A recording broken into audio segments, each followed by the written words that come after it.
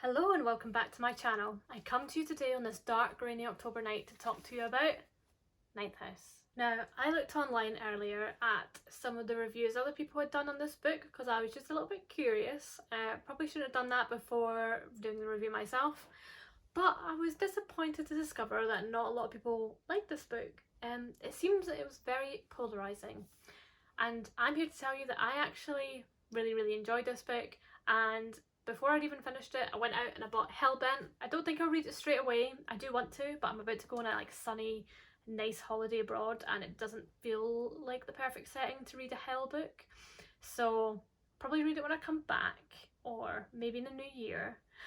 But needless to say, I am excited about reading it. Now this book, for those who don't know, it's a dark academia set at Yale University, which Leigh Bardugo actually attended, and she was actually in one of the societies. It's about this girl called Alex Stern, Alex short for Galaxy, not Alexandra, and she can see ghosts, which she calls greys. She's actually had quite a traumatic past because of this gift that she has, and that led her down some dark paths. It led her to get into the wrong crowd, led her to be addicted to drugs, but because of this gift, she gets to come to Yale University. She gets a full scholarship and she becomes part of the Ninth House called Leith. Leith is in charge of overseeing the Ancient Eight, the other secret societies that all engage in certain kinds of dark magic rituals. Her ability to see the greys makes her essential for these rituals. Usually other delegates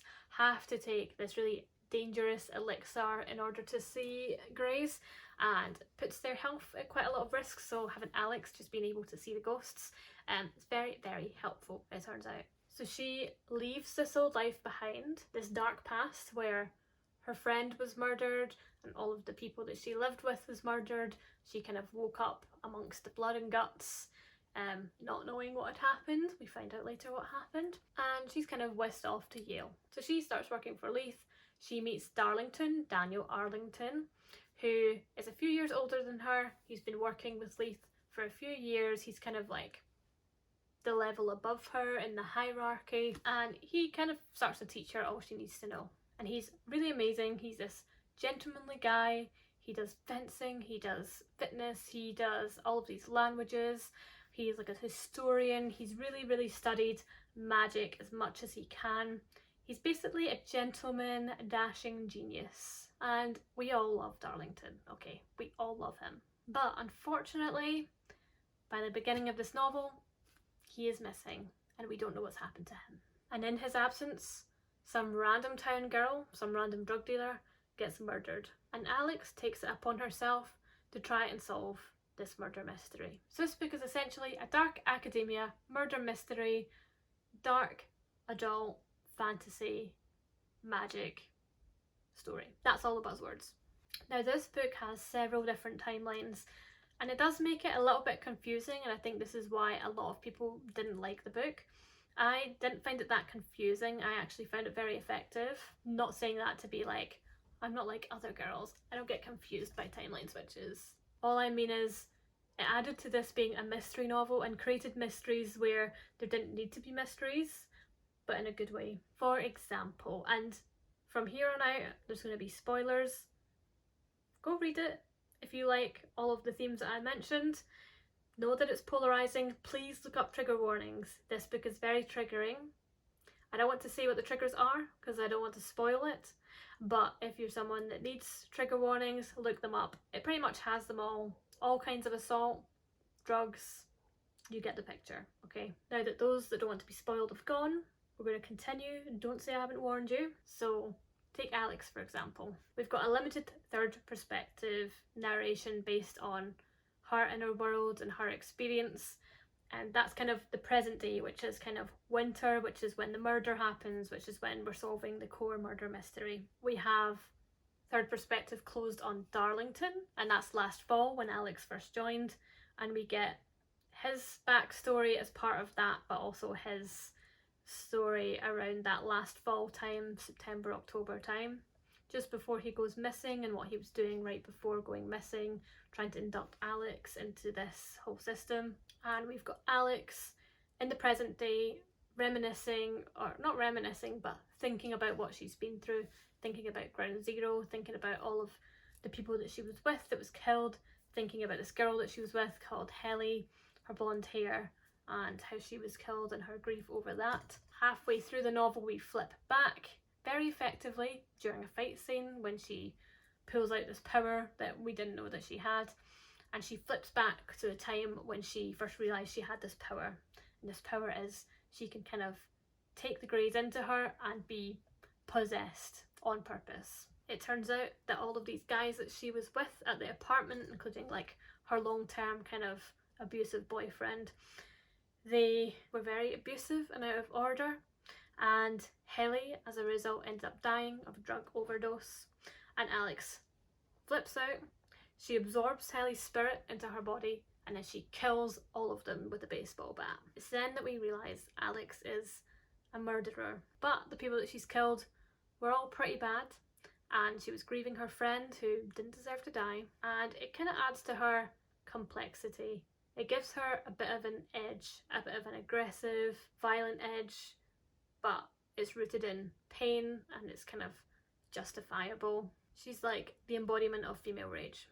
And I heard a lot of people saying in other reviews that they feel like this would have given more impact if they'd known this from the very beginning. I disagree. I like that she made hints to this throughout the first half of the story, and you're left wondering, what happened at Ground Zero? What is this Ground Zero that she keeps referring to?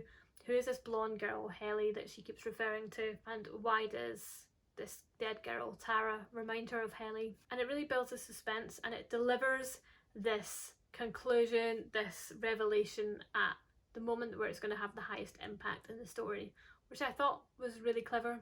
A similar thing happened with Darlington. We know from the very beginning that Darlington is missing, that he's disappeared. People keep saying he's in Spain, but Alex says that he's not in Spain, so we know that isn't the case. And it's withheld from us what has gone on with Darlington. And we get this last autumn Darlington POV stuff, where we know he's about to vanish, but we don't know how. And we get him for about half the novel. We get to know him, get to like him and Alex's chemistry.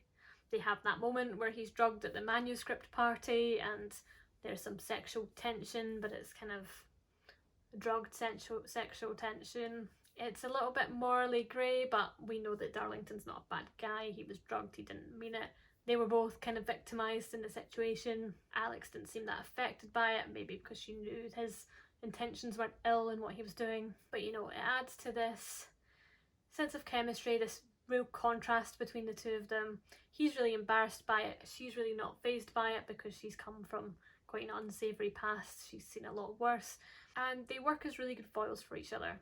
And then we get to this moment where Darlington disappears, and he disappears into what appears to be a portal but turns out to be a demon. And we get this reveal directly after the reveal that Alex is a murderer, and we find out that Darlington found out and realised that Alex was a murderer right before he was swallowed up by a demon. So this gives Alex a little bit of a moral conundrum, because if she tries hard to save him and bring him back, he might expose her, and she's a survivor and she doesn't want to be exposed. But Darlington's a good guy, he cares about Leith, he cares about doing a good job, she respects him for that, and she doesn't like that it's not fair that he's gone. She wants to bring him back anyway, especially by the end of the novel when she's very disillusioned with the systems and he just seems like one of the good guys and we need him. But this reveal, this how he actually went missing, being revealed at that option moment, again, it had the biggest impact there. And then we don't hear any Darlington POV after this, and we're just left to like feel his absence for the second half of the book. And I thought that was really genius, and I thought it set up the sequel really well. Not that I've read it yet, but I'm excited to, because I love Darlington and we all want him back, and we've felt very invested in his disappearance and wanting him back for this whole book, missing his absence. So I think she's really assured that the Darlington fans are going to pick up this next book. He's definitely going to be back. I think that's the only thing about it, is it's very predictable that he will come back because he is such a good character. But I'm not mad about it. I'm happy to be right that he will come back. Probably he'll come back changed, hopefully not too much. And of course, by the end of the novel, super spoiler, we find out he's become the Gentleman Demon, which is a very interesting concept. Not sure what that's going to look like, but we'll find out in the next book.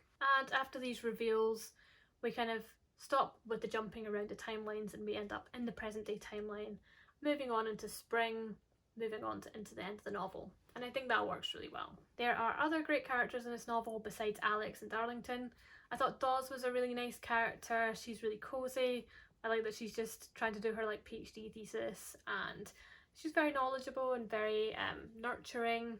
She obviously cares about Darlington a lot. She's a bit unsure about Alex, but I like how her and Alex kind of grew closer and grew to trust each other throughout the novel. I liked Turner as well. I kind of pictured him played by Idris Elba. Like, he is exactly Charles from The Office asking Jim for the rundown, where he just isn't taking any of his shit. Turner is not taking any of Alex's shit, and he's really like, all you crazy kids and your magic, this is so dumb, like you shouldn't have access to all of this power. And he's right. Some of the other characters were a bit less complex, a bit less interesting. I think her dorm mates were pretty nice, but there wasn't much to them. I think the dean could have been fleshed out a bit more as well, given that he turns out to be one of the key murderers. We've got Balaam. She could have been in it a little bit more as well. I know she was probably trying to divert our attention to her and then reveal her as a shock at the end, but we could have had a few more clues and a bit more about her character throughout the book, a bit more evidence of her trying to trap Alex. I think that would have made some more sense. And then we've got the bridegroom and some of the other society characters that were suspects in the murder, and not to forget Blake, the assaulter. Trigger warning for this part of the discussion: there is a lot of sexual assault in this book. Some people online didn't like how sexual assault was handled in this book. Others seen it as important to Alex's backstory, which I would agree with. I've seen one reviewer say that the emphasis on Alex's backstory was more about the fact that a grey assaulted her rather than the assault itself. I think that was an interesting take. I think I would agree with that, but I think we do see her respond to that kind of assault by becoming a bit more hypersexual. She ends up being sexually exploited throughout her teen years after this assault, so I think it does affect her. It affects how she views sex, and I think it does affect her behaviour. Another key criticism is Mercy and how she handles her assault. She seems to get over it very quickly. As soon as Alex gets revenge on Blake, she kind of goes back to eating, and she seems quite open to going back to a party. Again, I agree with that criticism. I think she does seem to get over it quite quickly. I think they should have showed a bit more impact. Maybe they'll show in future books that if she remains quite a prominent character, that it has affected her. I think probably the drug, because it made her really compliant and really want to appease, it maybe stopped the assault itself being super traumatic in the moment, and it was more the memory of the assault and the fact that the video was out there. So maybe the fact that the video was taken away and that's not going to go around, and Blake's new video, we won't discuss that, the shit eating goes more viral, it takes the heat off of her, and maybe that is why she recovers a bit more quickly. But yeah, I think Verdugo could have shown a bit more of an effect on Mercy. We see her a bit later in the novel and she does just appear to be kind of back to normal, but maybe that was an intentional choice as well. I think sometimes these things happen to girls, and it happens quite common on college campuses. So many people do just go about their lives after something like that happens, and they don't really feel the trauma until years later, or when they grow up a bit and reflect and go, that was really wrong. Maybe that is what's going on with Mercy. Maybe that's what Leigh Bardugo intends. Not sure. I guess we'll see as the series continues. Otherwise, I think the presence of sexual assault in the book, it was important to the plot. It wasn't just there for shock value, in my opinion. I think the book was trying to say a lot about power dynamics, about the powerful and how they subjugate women, they subjugate hobos, immigrants. There was this real theme of the societies being the elite, having all of the money, having all of the power, all of the magic, and how they really don't care about how they hurt the powerless in their pursuit of power. Even Belbam or Daisy, who certainly wasn't sexist or like sexually motivated in what she was doing. She was consuming people's souls. She was targeting immigrants. She was targeting people of colour. Despite being women and despite lacking power in her own situation, she still went on to subjugate those less powerful than her. And she went on to be the ultimate exploiter in taking people's literal souls. Another criticism I've heard is that people think Alex lacked motivation to try and solve this murder. I thought it was pretty clear that Tara reminded her of Helly, the fact that she was a drug dealer and Alex had kind of worked in the drug world. I feel like Alex kind of dealed drugs as well. I think Alex related to Tara and seen Helly in her more than she related to the people around her, and therefore naturally she'd want justice the same way she wanted justice for herself and for Helly. I think she also felt a lot of guilt about the fact that Darlington had disappeared, the fact that she didn't do anything. I think she knew that Darlington at its core is a good person who is the shield, is the knight, and would have tried everything he could to solve Tara's murder. And so in his absence, she feels that she needs to step up and do it because that's what Darlington would do. I think that was her motivation. I think she was kind of half-hearted into it, and she kind of discovered this motivation as she went along. She was kind of just doing her job at first, but she kind of slowly gets sucked in, like she's just going to check out this one extra thing. She's just going to check out this thing and then she's going to do her homework. Okay, now I'm just going to check out this thing. Then she gets attacked and then she's like, well, I must be onto something. And it does kind of snowball for her, and her motivation is slightly lacking in the beginning, but it builds momentum as she starts to really care about Leith and really care about what it stands for and protecting the vulnerable. She goes from being a character that's just trying to survive a bit of a fish out of water to really taking control of the situation and trying to not just survive but thrive within this role that she's found herself in. I thought the magic system was really dark and it was really cool. I liked the idea that Skull and Bones were just digging around in people's guts to try and trick the stock trade. I like taking something real like Yale and the secret societies. I know Leigh Bardugo took a lot of real facts about Yale and about the town of New Haven. For example, the story where the tree is blown over in a hurricane and a skeleton is tangled in the roots.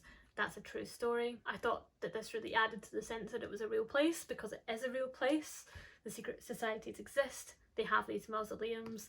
Leigh Bardugo went to Yale herself. She was in a secret society. You can tell she knows this world and this town and this university very well and makes it seem very real. I think that's how the magic really slots in and feels real within the story. I know that the secret societies now are just essentially clubhouses, fraternities, but I think there's something inherently creepy about them, especially like Skull and Bones, George Bush's involvement with them, the amount of powerful members that have been part of these societies, the fact that societies like Skull and Bones are so secretive at their inner circle. They're told to just walk out of the room if people ask them questions about it, for example. I think there's something really creepy and really eerie about these real societies. I love going down the rabbit hole watching like conspiracy theory YouTube videos, TikTok videos about the Bilderberg Group or the Freemasons or Bohemian Grove or Skull and Bones. While I know the reality is probably not that interesting, I think this book and this magic system and this darkness, it really captures my inner conspiracy theorist, my imagination. It makes me think about what these societies are doing, and it helps to arouse all of these fun suspicions and theories I have in my mind. Not saying for a moment this is real, I know it's fiction, just let me go down a rabbit hole for fun, okay? I thought the conceptualization of ghosts, of greys in this book was really unique and really interesting. The fact that they all look like they do at the time of death, the fact that they are attracted to sweetness and blood, the fact that they're repelled by graveyards, graveyard dirt, death words, they have this fear of death. I thought that was a real interesting take on something like ghosts that have been done a million times. And I like that the murder mystery wasn't the only murder mystery in the book. We have the mystery of what happened to Alex, what happened to Darlington, Tara's murder mystery, and the bridegroom mystery. So you get a lot of bang for your buck in the mystery department. I thought the first reveal that it was Alsando was quite predictable, especially during the Darlington kind of rite that they did where he kind of comes through as a demon and says murderer, I knew that wasn't about Alex. I knew that would be about Sandal. I think the Bellbam reveal did take me by surprise. I thought that was a nice added element. I think without that it would have fallen a bit flat in the ending. I don't think they were the most mind-blowing reveals, but I did have fun along the way, and that is the key to a good mystery. And my final note, I just think the vibes of this book were quite immaculate. Most of the time when I was reading it, it was like dark outside, it was autumnal, I had my little lamps on. I found a couple of YouTube videos and it's Howl's Moving Castle and Spirited Away, calming piano music, and it's got kind of the noise of the Spirited Away train or the noise of Howl's Moving Castle and the fire in the background as well. The comments on those videos were all super wholesome, a lot of sad people who just takes comfort in listening to these videos, listening to study, listening to sleep. And you know, I was a little bit sad while I was reading this book about stuff in my life, and I just felt really cozy listening to this Howl's Moving Castle music in my bed with my lamps on, reading this dark murder mystery and just slipping into a different world. I had a really good time. The vibes were immaculate. I'm not going to read it straight away, but I am super excited to read the next one and see if we can get Darlington, get our boy back. I heard this is going to be like a TV series, like maybe on Netflix or something. Might not happen. I just heard Leah Bardugo talking about it, that she's working on it in an interview. Whether it will see the later date or not, we don't know, but one can hope. Let's hope they don't fuck it up. And I also heard that this is going to be like a 5-book series or more. I think that's quite a lot. I kind of see this as being a duology or a trilogy, but I did enjoy it. I suppose I don't have to face the daunting task of reading all 5 at once. I'm sure by the time they all come out I'll be ecstatic that there's more books, but I guess the jury's out until we see if I like the next one. Please let me know what you think of Ninth House in the comments. Don't spoil Hellbent. I will not be happy with you if you do. I've got a bit of a series of spooky, horror, autumnal, witchy books coming up. At the moment I'm doing new videos every Tuesday, so please subscribe and join me for the ride. Thanks so much for watching, and I'll see you in the next one. Bye!